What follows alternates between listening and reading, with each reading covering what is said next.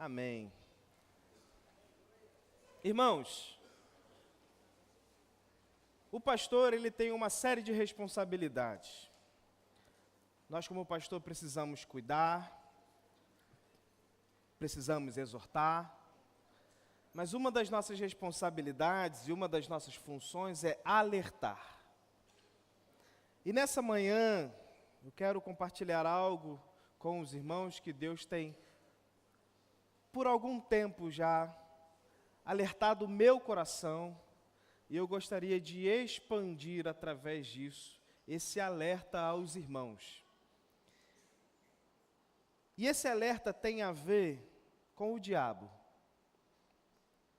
Esse alerta tem a ver com o quanto ele é astuto e o quanto, por vezes, nós não percebemos a sua astúcia e negligenciamos o seu objetivo. Apesar de não necessariamente o texto de João, capítulo de número 10, verso de número 10, parte A, que diz lá: o ladrão vem somente para roubar, matar e destruir. Apesar de não inicialmente ou diretamente no texto estar abordando a temática de que o ladrão é o diabo, porque ali ele está falando sobre os falsos profetas, está falando sobre aqueles que vieram antes de Jesus e o quanto eles estavam trazendo um ensino enganoso para a vida daquelas pessoas. Apesar do texto não estar falando diretamente, ele está sim fazendo menção de que esse trabalho ou essa atuação, essa ação de roubar, matar e destruir, ela é, na realidade, a ação do diabo. Então, nós podemos dizer que o objetivo de Satanás é roubar, matar e destruir. Se a gente vai para 1 de Pedro, capítulo de número 5, verso de número 8, nós vamos ver lá que o diabo, ele é o nosso adversário e ele anda ao derredor como um leão, buscando uma forma ou alguém para que ele possa tragar. Se os irmãos já viram aí, já tiveram a oportunidade em algum momento, ver, por exemplo, o canal do Discovery Channel ou alguma situação de caça de felinos, de caça de leão, os irmãos vão lembrar que o leão, ele é sorrateiro. Ele fica ali, sorrateiro, escondido, debaixo ali, atrás de uma grama, né, um arbusto, e ele se camufla ali naquele terreno, esperando para dar o bote. Mas ele é astuto porque ele escolhe bem as suas presas, no caso, o leão. E normalmente ele pega ali aquele que está desgarrado, aquele que está distante ali do grupo, o mais fraquinho, aquele que está com alguma debilidade. Então ele olha ali a situação, ele mapeia ali aquele cenário e fica ali pacientemente esperando para dar o bote. Pastor Henrique, uma das coisas que ele falou aqui no seminário de oração, e quando ele fez um comentário sobre Satanás, ele disse assim: Satanás já está vencido. Verdade. Ele disse outra coisa: se Deus o quisesse, com um sopro da sua boca, ele destruiria Satanás. Verdade. Basta que Deus assim o quisesse. Se Satanás existe, é porque Deus assim o sustenta. Porque não há um pé de igualdade entre Deus e o diabo, entre o bem e o mal. Deus é soberano sobre todas as coisas. Mas ele também alertou e dizendo que Satanás é astuto. E outra coisa que Satanás é paciente. Paciente. E nessa paciência ele vai esperando as brechas. Ele vai esperando ali um momento que nós não estivermos atentos. E quando a gente perde essa atenção, quando a gente começa a negligenciar, quando a gente não para de refletir no objetivo e na atuação do nosso inimigo, a gente abre algumas brechas e aí o leão voraz nos alcança. E diante disso, eu gostaria de refletir e trazer esse alerta aos irmãos sobre essas questões, porque quais são as artimanhas do inimigo? Quais são elas? O inimigo, ele traz algumas artimanhas, como, por exemplo, o engano, a mentira, se utiliza das tentações, ele é o acusador, traz acusações, ele incita o ódio, ele promove a desobediência, ele provoca a mágoa, ele faz esse ressentimento, por vezes, quando ele está passando, e aí a gente vai e começa a ser lembrado por quem, daquele negócio que já passou, e a gente começa a trazer aquilo à memória de novo, e aquele ressentimento que já estava lá atrás, volta. Isso não acontece muito no casamento, né? Coisas que estão resolvidas, daqui a pouco alguém diz assim, mas lembra daquilo lá? Mas a gente já não conversou sobre isso? Pois é, mas já não passou 100%.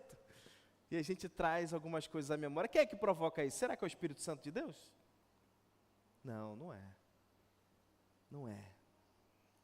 Então essas são algumas das suas artimanhas. E as artimanhas do maligno, elas ganham forças somadas às nossas inclinações. Então ele tem as suas artimanhas? Sim. Mas também nós temos as nossas inclinações. Então acontece que quando ele promove essas artimanhas e encontra em nós inclinações favoráveis para nós abraçarmos isso que ele está tentando incitar em nós, provocar em nós, aí as coisas acabam degringolando. As coisas acabam indo de mal a pior. E a gente acaba então sucumbindo às estratégias do maligno. Meus irmãos, uma verdade é, nós estamos em guerra. E essa guerra, ela é constante. E essa guerra, ela é travada na nossa mente. E perceba que quando eu digo mente aqui, eu não estou falando só mente aqui, pensamento. Quando a Bíblia fala sobre mente, ela por vezes vai ter momentos que ela vai usar a palavra mente, vai ter momentos que ela vai usar a palavra coração. Essas palavras nas Escrituras, elas são intercambiáveis. Então, uma hora pode usar a palavra mente, outra hora pode usar a palavra coração. Mas qual é o intuito? É a central das nossas emoções, a central dos nossos sentimentos, aquilo pelo qual nós somos regidos. E é nesse lugar que essa batalha, essa guerra, ela é travada. E por vezes, nós negligenciamos isso.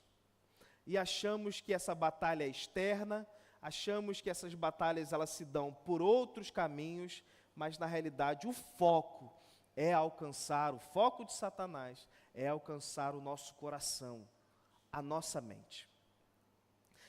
E tendo trazido toda essa introdução, eu gostaria de olhar para um texto com os irmãos, que está lá em Lucas, capítulo de número 10.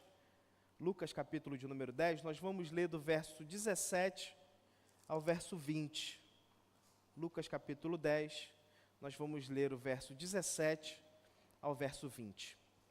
Hoje, um pouco diferente daquilo que costumeiramente eu faço, onde gosto de trazer uma mensagem expositiva, olhando para cada termo do texto, do versículo, olhando versículo por versículo. Hoje a gente vai passear um pouco pelas Escrituras e vamos tentar olhar essas artimanhas e como nós podemos lidar com isso. E o primeiro texto que eu separei para que a gente faça essa leitura é Lucas capítulo de número 10, verso 17 a 20. Assim diz a palavra do Senhor. Então os 70 voltaram, cheios de alegria, dizendo: Senhor, em seu nome os próprios demônios se submetem a nós. Jesus lhes disse: Eu vi a Satanás caindo do céu como um relâmpago, e eis que eu dei a vocês autoridade para pisarem em cobras e escorpiões, e sobre todo o poder do inimigo, e nada, absolutamente lhes causará dano. No entanto, alegrem-se, não porque os espíritos se submetem a vocês, e sim porque o nome de cada um de vocês está registrado no céu. Vamos orar? Pai de amor, nós queremos te agradecer, Senhor, porque o Senhor tem falado aos nossos corações. Falou através de cada canção, ministração. E, ó Deus, eu rogo a Ti, ó Pai, que o Senhor agora fale através da exposição da Sua palavra, ó Pai. Que o Senhor nos conduza nessa manhã. Que o Senhor, ó Deus, abra o nosso coração e entendimento para ouvirmos a Tua voz. Que o Senhor, ó Deus, livre-nos, ó Deus, de qualquer cilada, de qualquer tentativa do diabo, de roubar do nosso coração a Tua palavra, ó Pai. Que o Senhor possa nos ajudar a acender esse alerta sobre atuações do maligno, para que a gente possa, ó Deus, ser capacitado pelo Senhor para vencermos qualquer cilada, qualquer artimanha, para que a cada dia mais e mais, como igreja Tua, Senhor, em unidade, possamos glorificar o Teu santo nome. Nós oramos assim em nome de Jesus. Amém e amém. Algum tempo, na realidade há muitos anos atrás, no final do século XX, um entrevistador foi perguntar a Martyn Lloyd-Jones, um teólogo, escritor muito famoso, muito conhecido, que era muito requisitado na sua época, era chamado para pregar, para participar de conferências.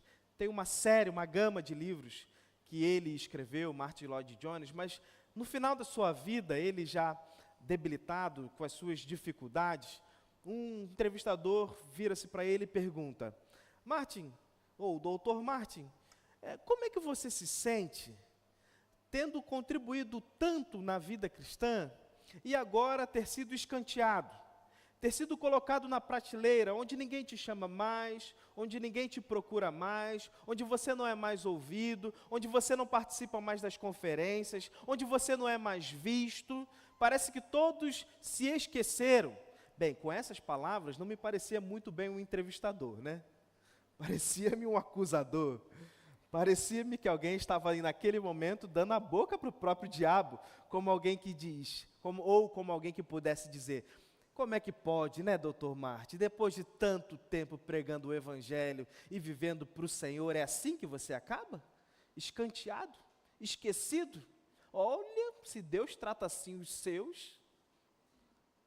E aí o doutor Martyn responde com esse último versículo, que nós acabamos de ler, versículo de número 20, que diz o seguinte, calma aí que passou a página.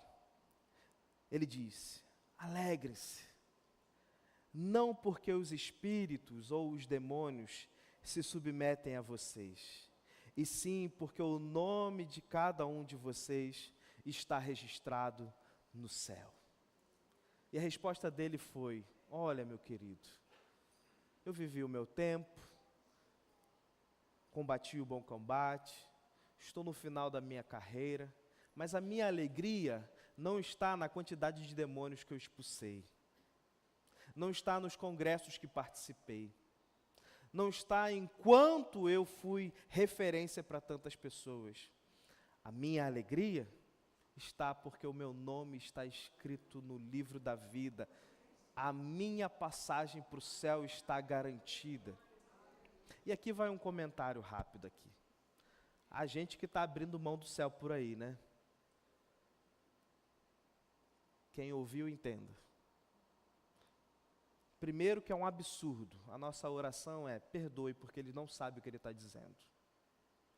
A segunda é: não tem como você ter vaga garantida no céu se você não estiver em Cristo Jesus.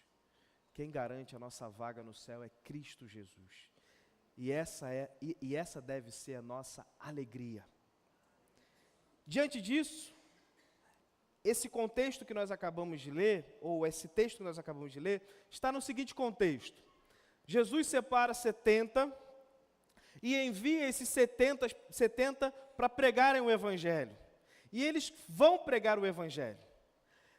E alguns deles enfrentam a realidade de pessoas que estão endemoniadas, e ali eles expulsam os demônios em nome de Jesus, e os demônios os obedecem.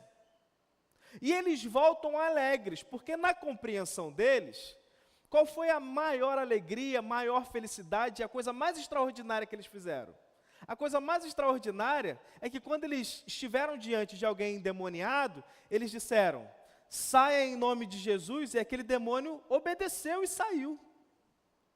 E Jesus vai exortá-los e dizer, como que alguém dissesse assim, isso aí é a autoridade que eu dei a vocês, isso aí vai acontecer mesmo.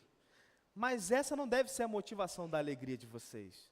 A alegria de vocês deve ser porque o nome de vocês está escrito nos céus.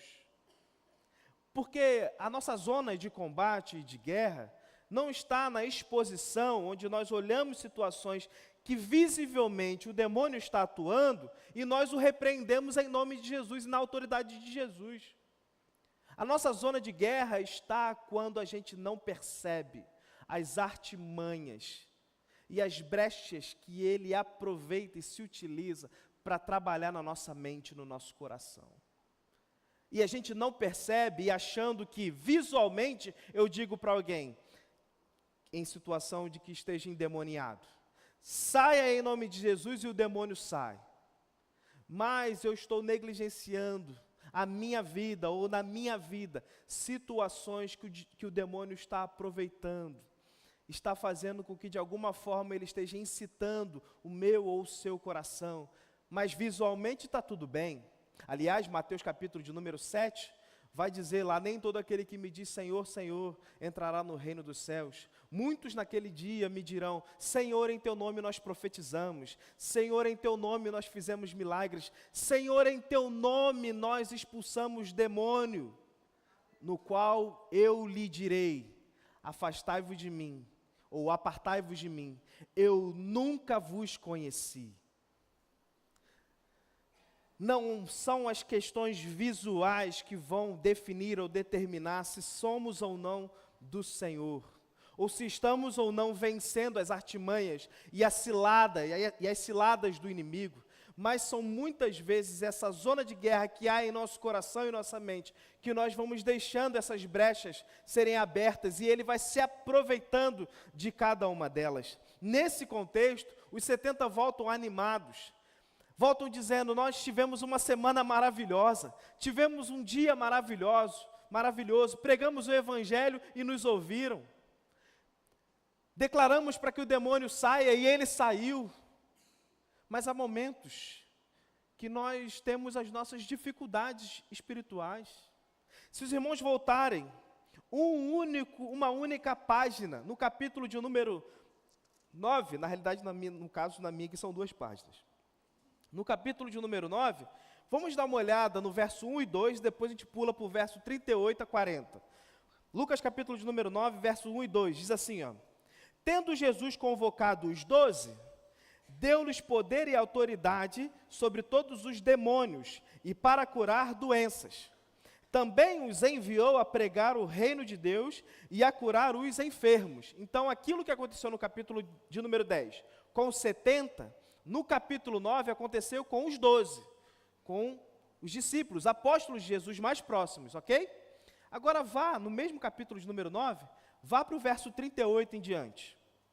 Acontece todo aquele cenário da transfiguração de Jesus, alguns discípulos presenciam essa transfiguração, e eles precisam descer do monte, queriam ficar lá com aquela visão maravilhosa de Jesus transfigurado, com a declaração do Pai dizendo, esse é meu filho amado, aquele que eu amo, deem ouvidos a ele, ouçam a ele.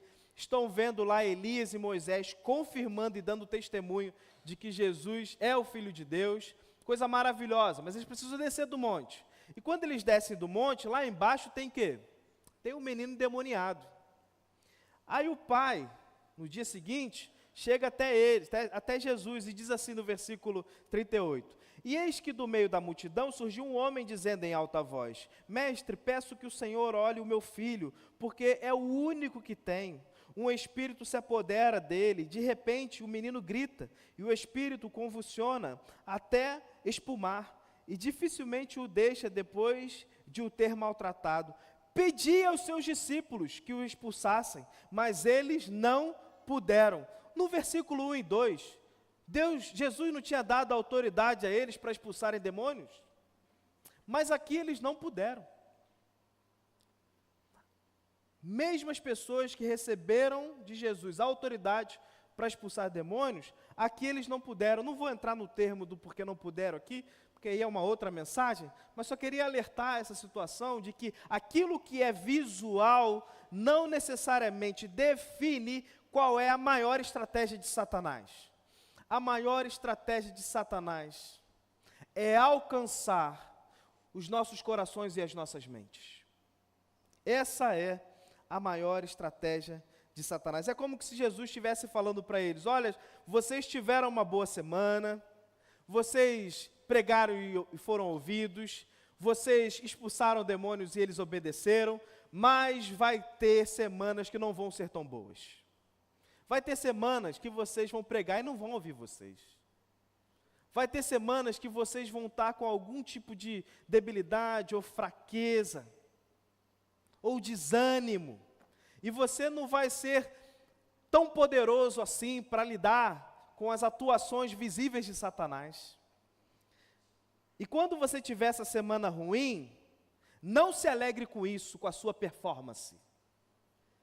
Se alegre porque o nome de vocês estão no livro da vida. Porque isso, irmãos, isso o diabo não pode tirar de nós.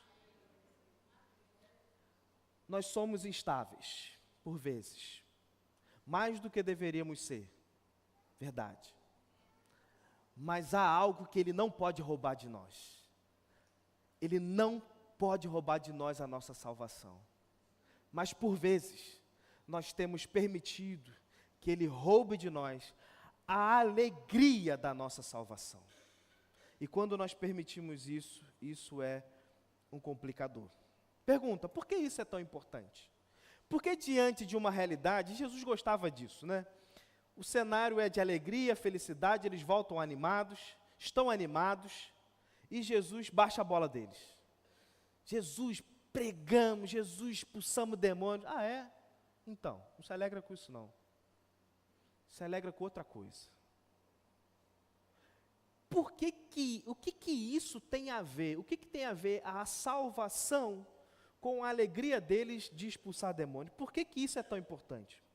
Qual a ligação que há entre a alegria dos discípulos de terem autoridade sobre os demônios e a repreensão de Jesus sobre focarem na garantia da sua salvação? Eu separei 3 lições aqui e eu gostaria de compartilhar com os irmãos.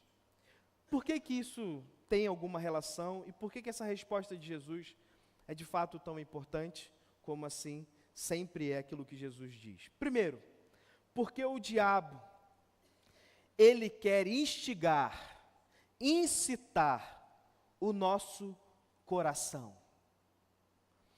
Quem controla o coração, e entende coração e mente, controla todo o corpo. E o que ele quer é controlar exatamente isso. Porque se ele controlar, ele controla todo o corpo. Controla as nossas reações, controla o nosso jeito de ser, controla o nosso caráter, e vai controlando, e aqueles que são filhos de Deus, que não podem ser possuídos pelo diabo, mas podem ser de alguma forma oprimidos pelo demônio, vão abrindo brecha, e que de filhos de Deus, começam a ser na realidade carnais. E muitas vezes começam a aparecer mais com pessoas que não têm a Cristo do que pessoas que têm a Cristo. Quando Paulo vai exortar a igreja de Corinto, ele vai dizer assim, ele começa a carta dizendo: santos do Senhor que estão em Corinto. Então ele está dizendo que lá são santos do Senhor, são pessoas alcançadas pelo Senhor. Ele avança e diz assim: só que no meio de vocês está acontecendo um negócio que nem fora da igreja acontece, que é o quê? Que é um menino se relacionando com a sua madrasta, e vocês permitem isso e acham que está tudo bem. Ou seja, crentes, santos do Senhor, vivendo como se não fossem. Porque não repararam que o diabo, na sua astúcia, vai usando esses aspectos para incitar o nosso coração. E vai transformando o nosso caráter. Transformando, muitas vezes, e usando da nossa personalidade. Aquela frase de que eu sou assim, eu nasci assim, é desse jeito que eu sou, e me aceitem, é o maior dos equívocos. Nem você se aguenta, irmão. Se tivesse 2 de você, é bem provável que você, em uma semana, passaria a ter um só, porque tu ia matar você mesmo. Meu Deus, que bom que nós somos diferentes. Já pensou um público de 200 Zeca? Meu amigo, seria insuportável. Tem hora que eu quero fugir de mim mesmo, mas onde eu vou, lá eu me encontro. Lá eu estou. Se eu pudesse fugir de mim mesmo. E o diabo, então, ele vai trabalhando essas coisas no nosso coração para tentar nos dominar. Deus está transformando a nossa vida. E o objetivo final não é para sermos a melhor versão de nós mesmos. Não é. O objetivo final é que lá no final nós sejamos semelhantes ao Filho de Deus. Essa é a obra do Espírito Santo de Deus em nós. Romanos capítulo de número 8, verso de número 29. Essa é a obra do Espírito Santo de Deus, nos fazer semelhantes a Cristo Jesus. Não é você ser a melhor versão de si mesmo. Só que o diabo quer enganar você com isso. Quer enganar a mim, quer enganar nós. E faz a gente ficar prepotente. E achar que a gente se basta. Vejamos alguns exemplos. Em Atos capítulo de número 5, verso de número 3, Satanás colocou coisa nos corações de Ananias e Safira. Os irmãos lá estão vendendo as suas posses. Quem quisesse, não era obrigado. Os apóstolos não pediram ninguém para vender nada. Os irmãos começam a decidir vender as suas posses para contribuir na comunidade. Ananias e Safira também decidem fazer isso. E diz o texto de Atos, capítulo de número 5, verso 3, na análise de Pedro, ele diz assim, ó, Satanás incitou... Pois aí, cadê? Ali, cadê? Então Pedro disse a Ananias, por que você permitiu que Satanás enchesse o seu coração para que você mentisse ao Espírito Santo? É uma pergunta, né? Retendo parte do valor do campo. Por que você permitiu isso? Por que você deixou que isso acontecesse? Então Satanás, ele quer incitar o nosso coração, ele quer pôr coisas nos nossos corações, e inicialmente a nossa ideia inicial é até boa. Ananias e Safira queriam vender as suas posses para contribuir, participar na comunidade. Aí vem Satanás no ouvido e diz assim, precisa dar tudo não, só uma parte só. Eles nem sabem quanto é que você recolheu. Ele nem sabe quanto você ganhou, nem sabe qual foi o valor do campo.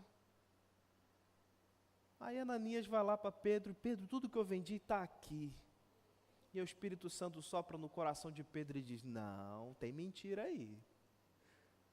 Ele podia ter dito aqui que eu quis dar só 5% do que eu vendi, tá bom, dê 5% do que você vendeu. Mas ele chegou lá e disse, é tudo que eu tenho está aqui, meu querido.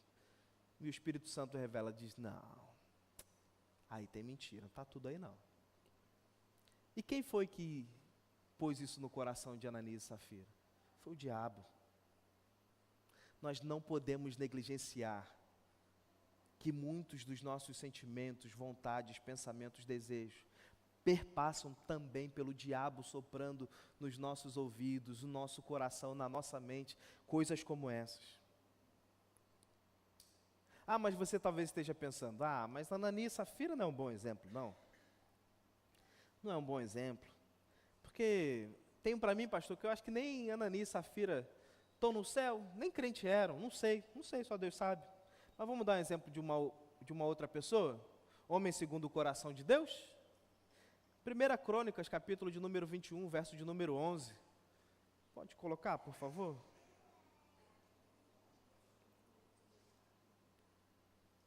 Primeira... Tomara que eu tenha colocado a referência certa aqui agora, hein? Primeira Crônicas 21:11. É quando Davi vai fazer o censo. Esse suspense já...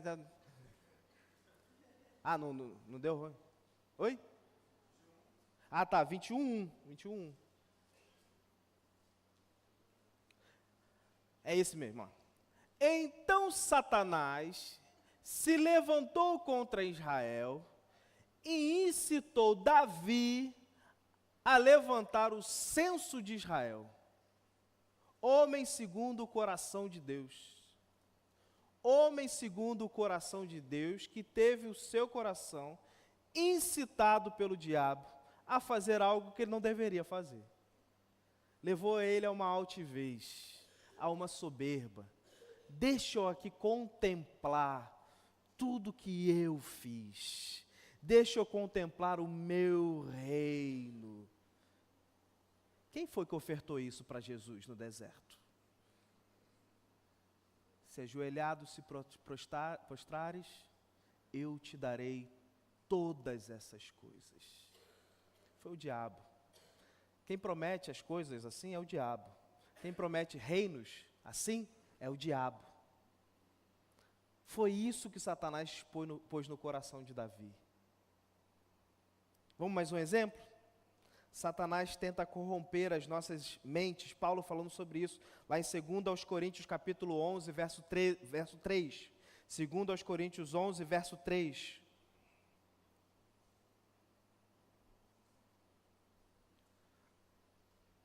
Temo que, Paulo falando, assim como a serpente, ao temor de Paulo, assim como a serpente, com a sua astúcia, enganou Eva, assim também a mente de vocês seja corrompida e se afaste da simplicidade e pureza devidas a Cristo. Ele está falando com crentes ou não?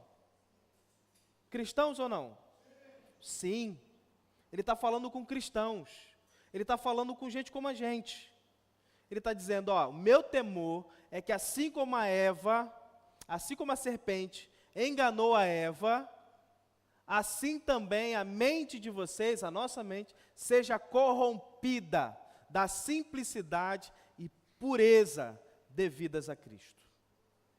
Olha como é que ele é astuto.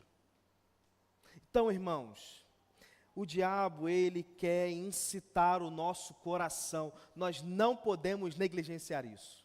O que isso significa dizer? Que muitas das nossas questões, sejam elas particulares, sejam elas em comunidade, são produzidas, provocadas, incitadas pelo diabo. E às vezes a gente não está percebendo isso. A gente não está percebendo que, por vezes, a gente está sendo conduzido por uma obra do mal. Seja pela nossa soberba, seja pela nossa altivez, seja pela nossa autossuficiência, seja porque estamos negligenciando e achamos que ele não faz nada, não pode fazer nada. Quando o diabo tentou Jesus no deserto, e ali Jesus o venceu no deserto com a própria palavra do Senhor, o texto diz que os anjos vieram para servir a Jesus, porque ele passara ali 40 dias em jejum, né, em oração. Depois disso os anjos vieram e serviram a Jesus e eles se alimentaram, mas o texto diz que o diabo o deixou por um tempo, esperando uma próxima ocasião para que assim o pudesse tentar mais uma vez. A gente tem um relato de uma tentação, mas a gente tem a convicção e certeza a partir desse texto que Jesus não foi tentado uma única vez. Jesus foi tentado várias vezes. Nós somos tentados a todo momento e às vezes a gente acha que vencemos uma tentação, que está tudo bem. Quer ver um exemplo? Pode ser que não aconteça com o irmão, mas acontece comigo. E se você se identificar, reflita aí. Às vezes eu preciso fazer alguma coisa, ou participar de alguma coisa. Vou dar um exemplo da mensagem. Preciso pregar. E a gente tem todo um tempo de preparo para isso, um momento de oração para isso, né, com o nosso coração buscando estar aberto para ouvirmos o Senhor, para poder trazer aquilo que a gente entende que Deus está nos chamando a compartilhar com os irmãos. E isso aqui, há uma responsabilidade muito grande, mas fazemos isso com temor e tremor. Há um peso de fazer isso aqui. É palavra de Deus. Se eu estiver falando alguma coisa que esteja fora daquilo que Deus pediu para eu falar, ou que esteja fora da sua palavra, eu vou dar conta disso, o peso está sobre mim. Há um peso aqui nessa comunicação. Então, quando eu fecho a Bíblia aqui e digo, irmãos, esse era o recado que eu, como mensageiro, precisava comunicar aos irmãos, desço aqui, sento ali, oro ao Senhor pelo momento, agradecendo ao Senhor por ter, de alguma forma, poder me usado, privilégio. O peso, eu aqui estou com a minha mão suando, estou nervoso, minha perna treme sempre, por isso que eu gosto de calça larga, porque ninguém vê minha perna tremendo, mas quando eu sento ali, o peso faz assim, pronto, entreguei a mensagem. Aí sabe o que a gente faz? A guarda, abaixa. E quando a nossa guarda baixa, é aí que o diabo vem, é aí que ele aproveita. Faça uma pequena análise aí, nesse momento. Você já teve um momento assim, quando você precisou fazer alguma coisa para o Senhor, precisou realizar alguma coisa, que você teve um momento ali de dedicação, e aí quando você consegue concluir aquela tarefa, parece que a sua guarda baixou? E parece que aquele momento que você viveu lá com o Senhor, que foi precioso, parece que foi roubado em 2 dias. Porque quando a gente sai daqui, amanhã é segunda-feira. Amanhã é dia da gente encontrar lá aquele patrão que não é fácil, aquele funcionário que te persegue, aquele amigo que não é tão amigo assim, lidar com fofocas, lidar com situações, não é assim? E às vezes a gente sai pelaquela porta ali, irmãos, entendendo que tudo que a gente ouviu aqui é suficiente, e a gente sai na porta ali e a gente baixa a guarda.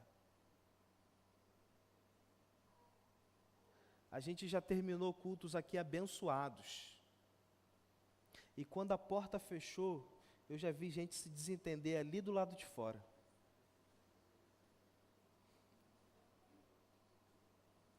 Baixamos a guarda. Baixamos a guarda. E quem provoca isso? É o diabo, irmãos. O diabo, ele pode colocar pensamentos nas nossas mentes. Mas Deus deu tudo o que precisamos para reconhecermos, ou reconhecê-los e renunciá-los. Deus deu tudo o que é necessário, tudo o que precisamos, para que a gente possa reconhecer esses pensamentos que vêm dele e possamos renunciá-los.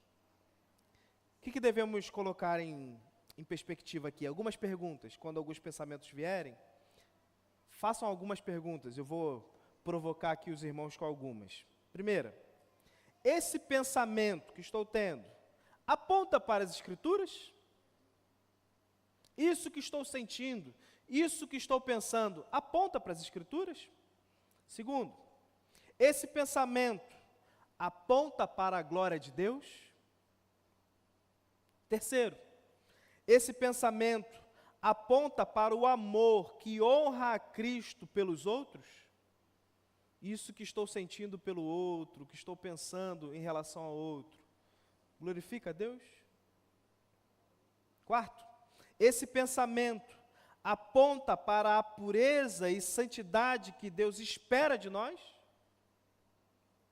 Quinto, esse pensamento está servindo para tornar o pecado atraente e para tornar a santidade desinteressante? Pensem sobre isso, irmãos. Pensem sobre isso. Apocalipse de número 12, verso de número 11, diz algo interessante a respeito da vitória contra Satanás. Apocalipse 12, 11.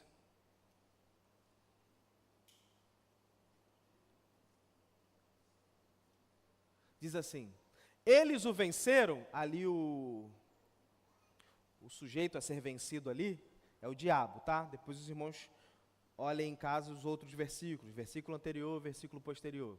Eles o venceram por causa do sangue do Cordeiro e por causa da palavra do testemunho que deram.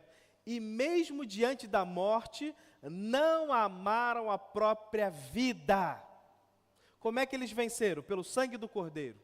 Como é que eles venceram? Pela palavra do testemunho. E porque eles não amaram a sua própria vida. Se tem uma coisa que fortalece a ação do diabo em nós, é o fato de nós amarmos mais a nós do que o Senhor. E quando o diabo percebe que a gente se ama demais, que a gente ama mais a gente do que o Senhor, aí que ele usa de todas as ferramentas para causar em nós confusão. Ele olha e diz assim: você não merece passar por isso. Você não merece passar por isso. Você é uma pessoa tão especial. Não foi isso que o entrevistador tentou falar para Martin Lloyd Jones? Contribuiu tanto com o Evangelho, foi tão importante, e agora está sendo escanteado, está sendo posto na prateleira, está sendo esquecido. E o diabo vai usando isso, irmãos. Tem uma história, que até hoje eu confesso que eu não sei se ela é verídica ou se é só uma história, mas eu já contei ela aqui, eu vou recontá-la. Eu não conto tantas vezes, né? Mas todo pastor repete algumas coisas. Eu vou recontá-la para lembrar. A história é a seguinte: o casal de missionário pregava o Evangelho e pregou o Evangelho durante 30 anos num país perseguido. Depois de 30 anos, a junta decidiu jubilá-los por causa da idade. E aí eles ficaram imaginando, o marido virou para a esposa e começaram a pensar: como é que a gente vai ser recebido depois de 30 anos no campo missionário? E os irmãos sabem, né, que os nossos missionários normalmente não possuem de tanto recurso, e a junta também não possui tanto recurso assim. E eles precisavam voltar, não voltaram de avião, voltaram de navio. E voltaram lá na 3ª classe, naquela que ficava lá embaixo, onde a janela, quando abria a janela, estava dentro do mar. E eles ficaram então pensando: como vão nos receber? E aí, próximo à chegada no porto, o marido sobe, olha lá para o porto e vê que tem uma grande festa lá preparada. Aí ele volta correndo e conta para a esposa: olha, tem uma festa preparada lá. Não sei você, mas eu acho que é para a gente. Tem lá, ó, já vi bandeira, já vi confete, olha, eu acho que estou esperando a gente. 30 anos servindo ao Senhor no campo, coisa maravilhosa, vão nos receber com muita alegria. E aí, como 3ª classe, foi embora a 1ª classe, foi embora ali o 2º grupo, e aí agora chegou a vez dos nossos casal de missionários subir ao navio e ir embora. Quando eles saem e chegam no porto, tudo vazio. Bandeira no chão, confete no chão, bola estourada, deve ter passado ali algum artista famoso, né, algum jogador de futebol, e eles percebem que aquela festa não era para eles. O marido se entristece, vê aquela situação, e eles não trocam mais nenhuma palavra. E vão para casa. Chegando em casa, o marido abre a porta e não vê nenhuma faixa ali para receber eles. Nada, nada. E ele vai se entristecendo e não troca uma palavra. A esposa então decide começar a fazer a sua refeição, pega ali os legumes, começa a cortar na pia. O marido então toma uma coragem e diz assim: ei, pergunte aí para o seu Deus se era isso que ele tinha para receber a gente quando a gente chegasse em casa. Depois de 30 anos no campo, 30 anos dedicando a nossa vida pregando o Evangelho, era isso que ele tinha para a gente? Era dessa maneira que ele iria nos recepcionar? E a mulher, chorando, continua cortando o seu legume, não fala nada, e ele diz: olha, eu vou lá fora dar uma volta, minha cabeça está muito quente, quando eu voltar eu espero que você tenha uma resposta para mim. E ele então sai de casa, vai dar uma volta, passa algumas horas, ele retorna, e ele encontra a sua esposa ali, preparando o almoço, mas já com um semblante diferente. Não mais um choro de tristeza, mas um choro de alegria. Um choro de conforto. E ele então, um pouco mais calmo, chega próximo a ela e pergunta: esposa, você perguntou para o seu Deus se era isso que ele tinha para nós, quando nós voltássemos para casa? Era essa a recepção que ele tinha para nós, quando nós voltássemos para casa? E ela responde, sim, perguntei. Me diga, ele respondeu alguma coisa? E ela diz, sim, ele respondeu. E o que foi que ele respondeu? E ela então disse, nós não chegamos em casa. Não chegamos em casa. Há uma festa preparada para a gente. Nós não chegamos em casa. Mas o diabo quer fazer você achar que a sua casa é aqui. Que a sua vida deve ser vivida para cá. Para as coisas desse tempo presente. Tudo que fazemos aqui, agora, nesse tempo presente, deve ser feita para ecoar na eternidade. Se você é um advogado, defenda as causas como o verdadeiro advogado fiel faz. Se você é um médico, se dedique a fazer o seu melhor, como Jesus, que é o médico dos médicos, faz.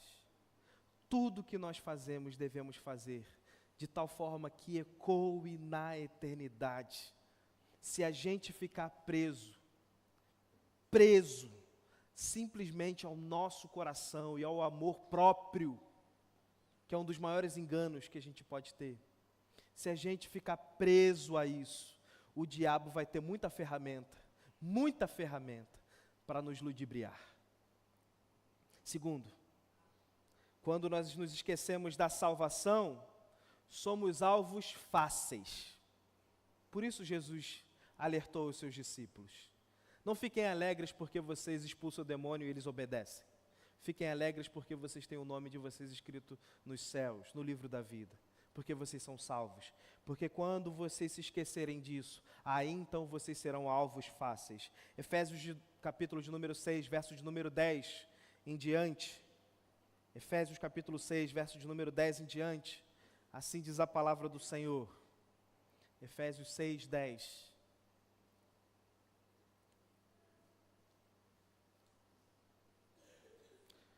Quanto ao mais, sejam fortalecidos no Senhor e na força do seu poder.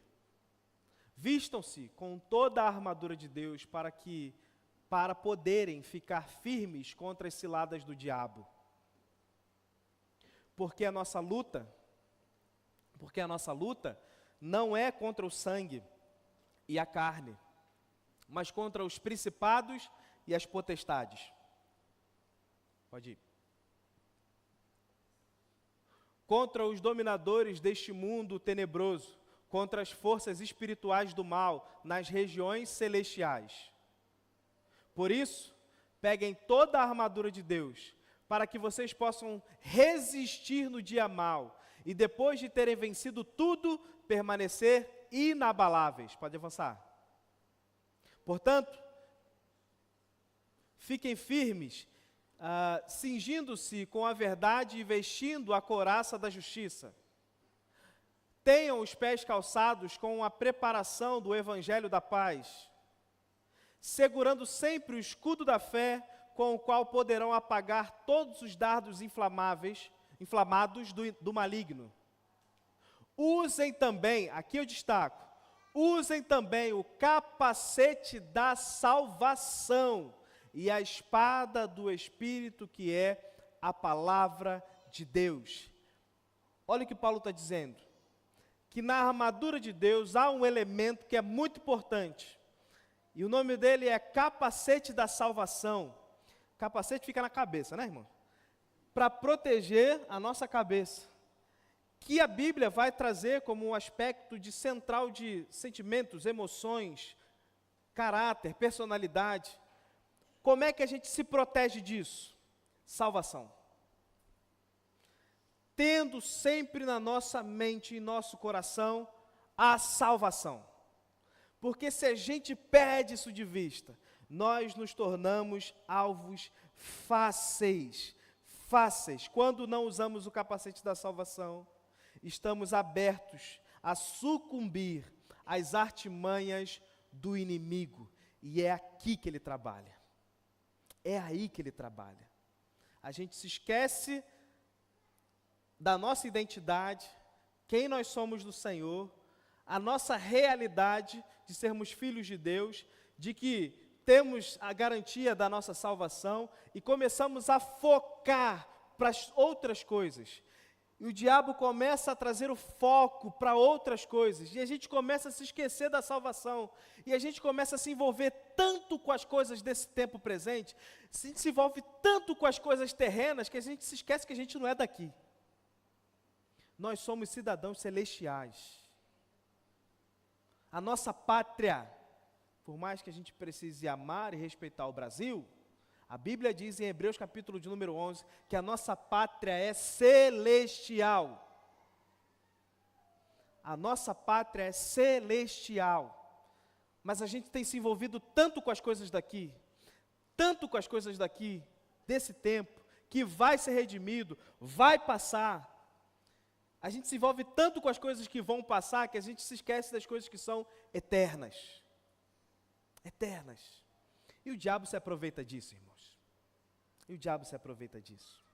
E em terceiro e último lugar, quando perdemos a alegria da salvação, passamos a ser movidos pela nossa performance. Quando nós perdemos a alegria da salvação, passamos a ser movidos pela performance. E o Evangelho, ele é algo extraordinário. Ontem eu estava falando para jovens e adolescentes, e eu usei essa frase aqui. E a frase é a seguinte: na perspectiva do Evangelho, o veredito vem antes da performance. Na perspectiva do Evangelho, o veredito vem antes da performance. Na ideia desse tempo presente a sua performance vai dizer se você é bom ou não, se você está agradando ou não, se você deve ser reconhecido ou não. O seu sucesso, o seu resultado é que vai determinar quem você é ou não. No Evangelho não é assim.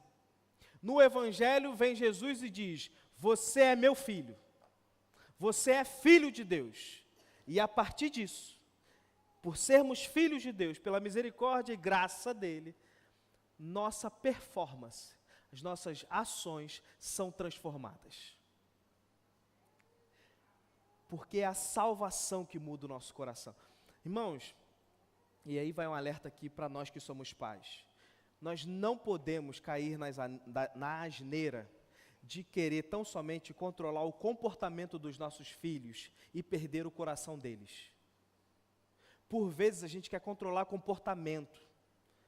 Isso aqui não é um comportamento de um filho de pastor, isso aqui não é um comportamento de um cristão, isso aqui não é um comportamento de um menino, não é um comportamento de uma menina, não faz isso, se porta assim, se faz assim, e a gente está perdendo o coração dessas pessoas. Porque o diabo sopra assim no coração deles: você não é suficiente, está vendo isso que o seu pai está pedindo? Você não é capaz de fazer não, pô. Você não pode atender essa exigência, é muito alta, você não é capaz. Você não pode. A outra coisa chata, pô. Não ouve isso não, tem coisa melhor que eu posso te oferecer, que eu posso te ofertar. E a gente está preocupado com a performance e está perdendo o coração. Com os nossos adolescentes e jovens, por vezes, irmãos, é um alerta. Os irmãos, às vezes, estão preocupados com a performance, mas a gente está perdendo o coração dos nossos adolescentes e jovens. Porque na minha época eu não fazia isso, porque na minha época não era assim. Alcança o coração deles, ajuda a gente a alcançar o coração deles. Eles vão errar, os irmãos erraram, os irmãos também falharam quando eram adolescentes e jovens. Ajudem a alcançar o coração deles, ajudem a alcançar o coração dos seus filhos. Juntos, nós devemos ajudar uns aos outros a alcançar o coração dos nossos filhos. Quando a gente fica preocupado com o comportamento tão somente performance, a gente se esquece de que na realidade é Cristo Jesus que gera em nós bom comportamento e não o contrário, porque passamos a comportar bem, que temos então a possibilidade de ter Cristo Jesus. Nós estamos invertendo a ordem e o diabo se aproveita disso. Vai para a igreja não, lá é todo mundo certinho, todo mundo santo, está cheio de pecado. Não vá não. Quando a gente peca, qual é talvez a primeira postura que a gente faça? É se esconder de Deus, não foi isso que Adão fez?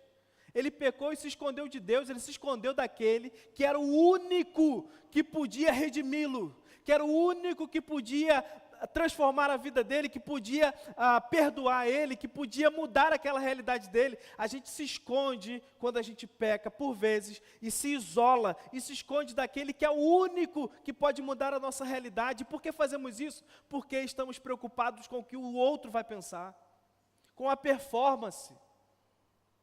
E o diabo está se aproveitando disso, e gera cada vez mais em nós baixa autoestima.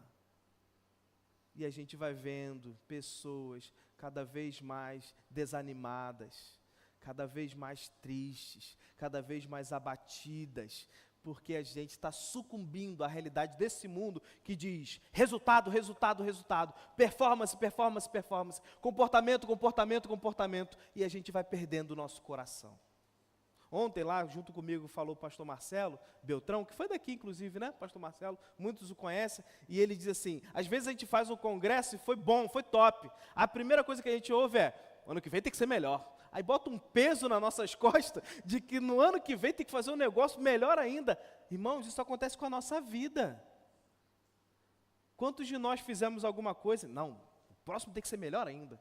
Próximo. E a gente vai criando performance e se esquecendo do coração. E o diabo está incitando o nosso coração. Ele está preocupado com o nosso coração. É isso que eu gostaria de conversar com os irmãos nessa manhã. Que fiquemos atentos às ciladas, artimanhas e armadilhas do diabo, para que ele não possa ter sucesso no nosso meio. Que Deus nos ajude. Tudo que precisamos para vencer o diabo já nos foi dado, o sangue do Cordeiro, e isso é suficiente. Tudo que precisamos para vencer a ele, o Espírito Santo de Deus já nos alerta, nos chama a atenção e nos capacita para que nós possamos vencer a ele. Último versículo que eu chamo a atenção: resistir ao diabo e ele fugirá de vós. Deus é soberano e poderoso, em nome de Jesus. Amém? Que Deus nos abençoe, que Deus guarde as nossas vidas, que Deus continue cuidando dos nossos corações. Convidar aqui à frente o Ministério de Louvor, para que a gente possa entoar um cântico ao Senhor. Vamos orar? Vamos orar? Fique de pé no seu lugar. Vamos orar. Vamos orar. Pai de amor, Pai bendito, ó Deus, nós sabemos que em Ti, temos tudo o que é necessário, Deus, para vencermos as artimanhas do nosso inimigo. Ó Deus, que o Senhor, ó Pai, faça com que nós possamos continuar vigilantes, atentos a cada armadilha do diabo, para que possamos vencê-lo e resistirmos contra ele, para que o seu nome seja glorificado. Ó Deus, se houve alguém aqui nessa manhã que reconheceu que por vezes tem dado ouvidos a pensamentos que não vêm do Senhor e tem percebido isso, ó Deus, em nome de Jesus, impeça agora a atuação do inimigo, em nome de Jesus, e que esses pensamentos, ó Deus, que estão sendo cativos, levados cativos pelo diabo, possam ser agora libertados em nome de Jesus, e que possamos dar ouvidos ao Espírito Santo, para que nós possamos gerar em nós pensamentos bons, pensamentos que são condizentes ao Senhor, que não sejamos dominados pelas nossas próprias emoções, paixões, sentimentos, e que não sejamos dominados por esses floreios e esses linguajar do diabo nos nossos ouvidos, mas que sejamos totalmente dominados pelo Teu Santo Espírito, para a glória de Deus Pai. Nós oramos assim em nome de Jesus. Amém e amém.